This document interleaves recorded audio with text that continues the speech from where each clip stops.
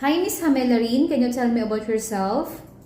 Hello ma'am, good day. My name is Jeneline Dalumbini Samilarin. I'm 37 years old from Nurala, South Cotabato. I am a married. How many kids do you have? I have 5 children, all boys. My eldest son is 20 years old, the second is 19 years old, the third is 16 years old, and the fourth is 13 years old, and my youngest son is 11 years old. How many siblings do you have? I have one sister, but she already passed away, year 2024.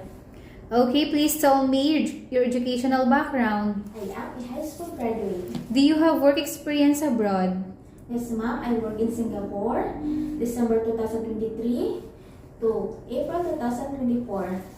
There are 5 of them in one house, 2 adult, 2 children, and 1 elderly. The eldest daughter is 9 years old. The youngest son is 11 years old. I do laundry, I do cooking, I do ironing, cleaning the house, and buildings. And also, I have work experience here in the Philippines, May 2024 to May 2026.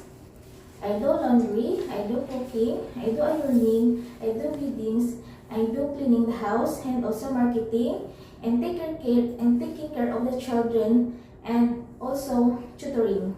Okay, did you finish your contract in Singapore? No, ma'am, because of lack of foods, since there's no day off, she forced to eat what is just available in fridge. Okay, how would you describe yourself? I am a hardworking, cheerful, loving mother, Okay, do you have any tattoo? no, ma'am, Did you undergo to any kind of surgery? no, ma'am. Why do you want to work abroad? I want to work abroad because I want to help my family financially and save for the future of my kids. Are you scared of dogs and cats? No, ma'am. If a small dog, I am okay. But if a big dog, I am afraid.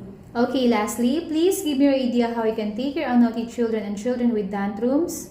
I will talk to them about it in a calm voice. Okay, ma'am, thank you.